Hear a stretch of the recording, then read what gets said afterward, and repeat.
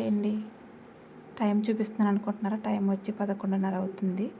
నా ఛానల్ మాత్రం సబ్స్క్రైబ్ చేయడం మర్చిపోకండి. సబ్స్క్రైబ్ చేయండి, సపోర్ట్ చేయండి. ఈ టైంలో బ్లౌజ్ కుట్టడం ఏంటంటే కస్టమర్ అర్జెంట్ అని చెప్పింది. అర్జెంట్ అంటే తప్పదు కదండి. డబ్బులు కూడా ముందలే ఇచ్చేసింది. ఇంక నేనైతే స్పీడ్గా మొదలు పెట్టేశాను. కటింగ్ చేసేసుకొని లైనింగ్ అతికేస్తే మంచిది కదా, ఎర్లీ 6కే ఇవ్వాలని చెప్పింది. సరే ఓకే అండి అన్నాను. కానీ అప్పటికే కళ్ళు మంటలు వచ్చేస్తున్నాయండి. తప్పదు కదా. బ్లౌజు 35 బ్లౌజు వెండిది కొలతలు వచ్చి నడుము పొడవు అలా టేప్తో చూసుకోవాలి. నడుము లూజు కూడా చూసుకోవాలి. ఖర్చుకు పెంచుకోవాలి. షోల్డర్ 5.5 తీసుకోవాలండి నేను పెట్టినట్టుగా. మెడ 3 తీసుకోవాలి. ఇక్కడైతే 3.25 తీసుకోవాలండి.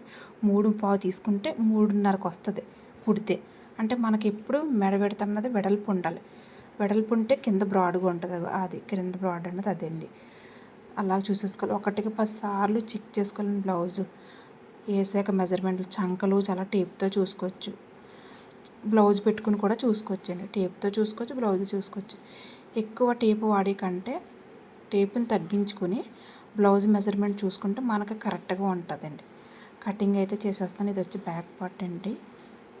కానీ ఇందులో నాకు ప్లస్ పాయింట్ ఏంటంటే ఆవిడ నాకు ఏం మోడల్ చెప్పలేదు. మోడల్ కుట్టేదాన్ని ఆవిడకి. కానీ ఈసారి అర్జెంట్ కదమ్మా మోడల్ వద్దంది. అదే నాకు హ్యాపీ అనిపించింది. కస్టమర్ వదిలితే మళ్ళీ వేరే వాళ్ళ చోటుకి వెళ్ళిపోతారని భయం ఉంటుంది కదా ఎవరికైనాని. అందుకని వదులుకోకూడదని కస్టమర్స్ని. అర్జెంట్ టైంలో కూడా మనం కుట్టించామంటే వాళ్ళకి నచ్చుతుంది. వాళ్ళు మళ్ళీ మన దగ్గరికి వస్తారు. ఇలాగ అర్జెంట్ టైంలో అయినా డైలీ అయినా సరే. వాళ్ళకన్నది మనసులో ఒక అభిప్రాయం అని దాడిపోతుంది. అది వచ్చి ఖర్చుల కోసం అండి. ఆ క్రాసులు తీసేయాలి. ఎప్పుడన్నీ క్రాసులు ఉంచకూడదు. చెయ్యి లూజు, చెయ్యి పొడవు, బ్లౌజ్ పెట్టి ఎలా కట్ చేయాలో చూడండి ఒక్కసారి. చెయ్యి లూజు, చెయ్యి పొడవు అది కూడా కరెక్ట్గా ఉంటే మన బ్లౌజ్ కూడా చాలా పర్ఫెక్ట్గా వస్తుంది. టేపు వాడక్కర్లేదని నేను చెప్తున్నాను. టేపుని తగ్గించుకుంటే మంచిది. స్టార్టింగ్ అందరూ టేపే వాడతారు. తర్వాత టేపుని అయితే తగ్గించేసుకోవాలి మనం. హ్యాండ్ కూడా తీసేసుకున్నాము. ఇది వచ్చి ఫ్రంట్ పార్ట్ అండి. మనకి ఇంపార్టెంట్ బ్యాక్ తీసేసుకుంటాం కాబట్టి అది వచ్చి ఫ్రంట్ పార్ట్ అలా క్రాస్ కటింగ్ ఫుల్ క్రాస్ అండి. ఇది అయితే ఫుల్ క్రాస్ అలా వేసేసుకోవాలి. వేసేసుకొని సేమ్ ఇంకా బ్యాక్ని బట్టే ఫ్రంట్ అన్నది మనం కరెక్ట్గా డ్రాయింగ్ చేసేసుకోవాలి. చంక రౌండ్, మెడ లూజు, అలా షోల్డర్ మీకు క్లియర్గా అర్థమవుతుంది కదండి. వీడియోని స్కిప్ చేయొద్దు. నా ఛానల్ సబ్స్క్రైబ్ చేసుకోండి ప్లీజ్, మర్చిపోవద్దండి.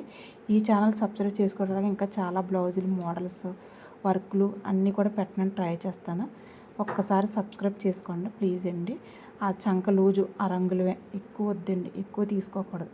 ఆ రంగులు వదిలేలా. మెడ కూడా ఒక్కసారి 1కి 10 సార్లు చెక్ చేసుకుంటాను నేను అన్ని డ్రాయింగ్ వేసాక. లూజ్ అండి, చెస్ట్ లూజ్ అండి. అది వచ్చి ఒక డాట్ పెట్టుకుని మెడ చంక లూజ్ చూసుకుంటాను ఫస్ట్. టేప్తో చూసుకుంటాను. మళ్ళీ మీకోసం టేప్ ట్రై చేస్తాను తప్ప నేను వచ్చి అయితే బ్లౌజే పెట్టి చూస్తాను. చంకలు చూసేసుకుంటాను. అక్కడికి కరెక్ట్గా డాట్ పెట్టి అక్కడి నుంచి ఫ్రంట్ లూజ్ చూస్తానండి. ఎందుకంటే ఫ్రంట్ లూజు ఎక్కువైనా బాగోదు, అలాగని తక్కువైనా టైట్గా ఉండి బ్లౌజ్ అందం ఉండదు. 1కి 10 సార్లు మళ్ళీ టేప్ పెట్టి చూసుకుంటాను. చూసుకుని అన్నీ కట్ చేసుకోవాలి. ఎందుకంటే మనకి కటింగ్ అన్నది పర్ఫెక్ట్గా వస్తే ఇంక స్టిచ్చింగ్ అయితే ఇంకా చెప్పక్కర్లేదు. దాన్ని బట్టి కదా వచ్చేది. ఉక్సులు పట్టి దగ్గర నుంచి కొలుసుకోవాలి. ఇదేమో షేప్ దగ్గర నుంచి అండి రౌండ్ అలా తీసేసుకోవాలి.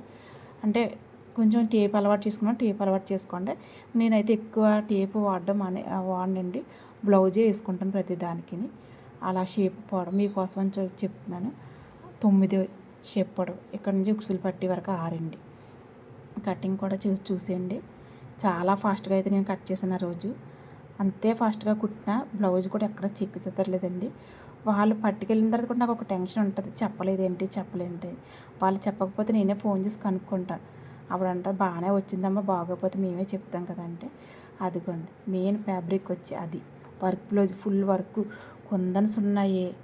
అసలు ఎట్లా బాబోయ్ అనిపించింది. ఉప్పేసుకోవడం అయితే సరదాగా ఉప్పేసుకున్నాను. అమౌంట్ కూడా నేను ఎక్కువ తీసుకోలేదు. రీజనబుల్గా రేటుగా ఎప్పుడు తీసుకున్నట్టుగా తీసుకున్నాను. కానీ నా స్టిచ్చింగ్ నచ్చి వాళ్ళైతే ఎక్స్ట్రా పేమెంట్ వాళ్ళు ఇచ్చారు నేను అడగకుండా. వాళ్ళు నచ్చితే నేనైతే ఎక్కువేం అడగలేదు. డైలీ ఇచ్చినప్పుడే ఇవ్వండి అన్నాను. కాదండి మీరు అర్జెంటుగా కుట్టారు కదా, వాళ్ళే ఎక్స్ట్రా